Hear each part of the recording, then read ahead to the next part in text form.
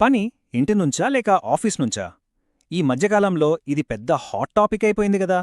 అయితే ఇది కేవలం కంఫర్ట్ గురించిన విషయం కాదు, మన కెరియర్ భవిష్యత్తును డిసైడ్ చేసే ఒక స్ట్రాటజీ. సో ఈరోజు మనం ఇష్టాయిష్టాలను కాసేపు పక్కన పెట్టి, కెరియర్లో మనం ఏ స్టేజ్లో ఉన్నాం, దాన్ని బట్టి ఏది బెస్ట్ ఆప్షనో డేటా ఏం చెప్తుందో చూద్దాం. సరే, అసలు విషయంలోకొస్తే ఇక్కడ చూస్తున్నట్టు ఇది ఒక పెద్ద కన్ఫ్యూజన్. ఒక పక్క రిమోట్ వర్క్తో మనకు ఫ్రీడమ్, ఫ్లెక్సిబిలిటీ, ప్రపంచంలో ఎక్కడైనా జాబ్ చేసే అవకాశం. మరోపక్క ఆఫీస్కెళ్తే వచ్చే విజిబిలిటీ, సీనియర్ల నుండి మెంటర్షిప్, కొలీగ్స్తో మంచి రిలేషన్స్, రెండిట్లోనూ పాయింట్ ఉంది కదా. అందుకే ఏది కరెక్ట్ ఏది రాంగ్ అని చెప్పడం మన ఉద్దేశం కాదు. మన కెరియర్ గోల్స్కి ఏది వర్కౌట్ అవుతుందో దాన్ని స్ట్రాటజిక్గా ఎలా ఎంచుకోవాలో చూడబోతున్నాం. ఒక నిమిషం, తప్పుగా అనుకోవద్దు. రిమోట్ వర్క్ అనేది నిజంగా ఒక వరం లాంటిది. ఆలోచించండి, ప్రపంచంలో ఎక్కడ్నించైనా పనిచేసే ఛాన్స్, ట్రాఫిక్ టెన్షన్ లేకుండా నెలకు దాదాపు 40 గంటలు సేవ్ అవ్వడం అద్భుతం కదా. ముఖ్యంగా కోడింగ్, రైటింగ్ లాంటి డీప్ వర్క్ చేయాలంటే కావలసిన ఆ ప్రశాంతత, ఆ ఫోకస్ అది రిమోట్లోనే దొరుకుతుంది. అయితే అసలైన పాయింట్ ఇక్కడే మొదలవుతుంది.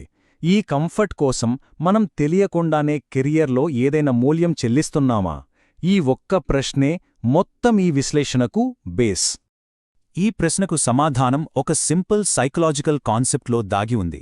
దాని పేరే ప్రాక్సిమిటీ బయాస్, అంటే మన దగ్గరగా ఉన్నవాళ్లపై చూపించే ఒక రకమైన పక్షపాతం. దీన్నే ప్రాక్సిమిటీ బయాస్ అంటారన్నమాట. చాలా సింపుల్ అండి.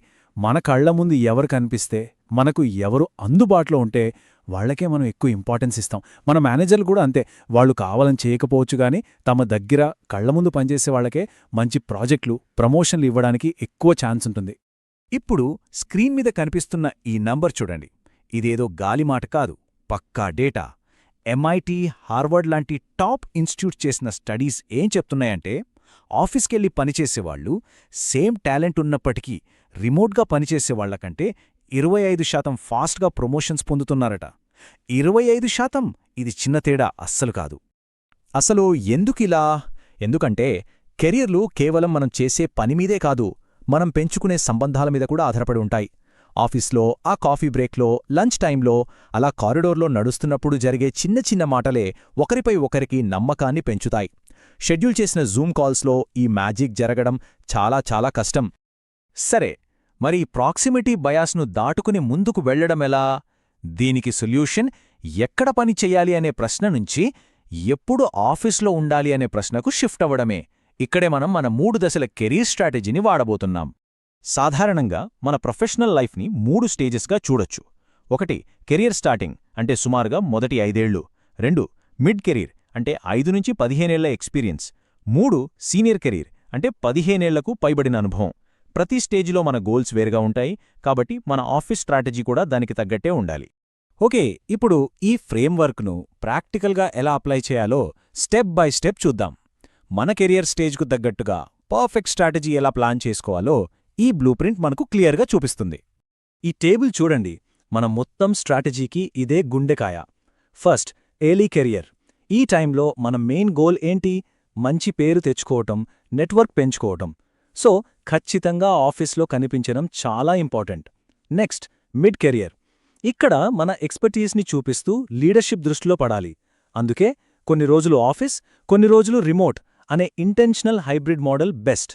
ఫైనల్గా సీనియర్ కెరియర్. ఈ స్టేజ్కొచ్చేసరికి మీరు ఆల్రెడీ ప్రూవ్ చేసుకున్నారు. ఇప్పుడు మీ లక్ష్యం మీ ఇన్ఫ్లుయెన్స్ని చూపించడం. కాబట్టి రిమోట్గా ఉంటూనే అవసరమైనప్పుడు స్ట్రాటజిక్గా ఆఫీస్ని వాడుకోవచ్చు.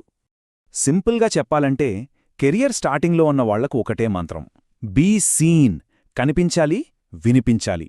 ఈ స్టేజ్లో మీరు చేసే పని ఎంత ముఖ్యమో, మీరొకరున్నారని తెలియడం, మీ మీద నమ్మకం ఏర్పడటం అంతకంటే 1000 రెట్లు ముఖ్యం. దీన్నే ఇన్విజిబుల్ వర్క్ అంటారు, అంటే కంటికి కనిపించని పని. ఇక మిడ్ కెరియర్లోకొస్తే ఇదొక బ్యాలెన్సింగ్ యాక్ట్. చాలా స్ట్రాటజిక్గా ఉండాలి. డీప్ ఫోకస్ అవసరమైన పనుల కోసం రిమోట్ డేస్ని పక్కన పెట్టండి. టీంతో బ్రెయిన్స్టార్మ్ చేయడానికి, ఇంపార్టెంట్ మీటింగ్స్కి, మీ బాస్తో కనెక్ట్ అవ్వడానికి ఆఫీస్ డేస్ని వాడుకోండి. ప్రతి ఆఫీస్ రోజుకి ఒక పర్పస్ ఉండాలి. ఇక సీనియర్ లెవెల్కొస్తే గేమ్ ప్లాన్ మొత్తం మారిపోతుంది. ఇక్కడ రిమోట్ వర్క్ అనేది ఒక వీక్నెస్ కాదు, అదొక సూపర్ పవర్. ఎందుకని? ఎందుకంటే ఇన్నేళ్లలో మీరు సంపాదించుకున్న క్రెడిబిలిటీ, పలుకుబడి మీ వెనుక ఒక సైన్యంలా ఉంటాయి. మీరు ఆఫీస్లో ఉన్నా, ఇంట్లో ఉన్నా మీ ప్రభావం ఏమాత్రం తగ్గదు. సో, మొత్తం ఈ విశ్లేషణ నుండి మనం నేర్చుకోవాల్సిన అసలైన పాఠమేంటి? ఈ స్లైడ్లో ఉన్న వాక్యం మన డిస్కషన్ మొత్తానికి సారాంశమని చెప్పొచ్చు. రిమోట్ పని అనేది ఒక ప్రివిలేజ్. దాన్ని నిలబెట్టుకోవడానికి అవసరమైన క్రెడిబిలిటీని మీరు సంపాదించుకున్నప్పుడు అది ఉత్తమంగా పనిచేస్తుంది. అంటే సింపుల్గా ఫ్లెక్సిబిలిటీని మనం సంపాదించుకోవాలి, డిమాండ్ చేయకూడదు. ఈ విశ్లేషణ ముగించే ముందు మనమందరం మనల్ని మనం ఒక ప్రశ్న వేసుకుందాం. ప్రస్తుతం మనం ఫాలో అవుతున్న వర్క్ మోడల్ కేవలం మన కంఫర్ట్ కోసం తీసుకున్న నిర్ణయమా?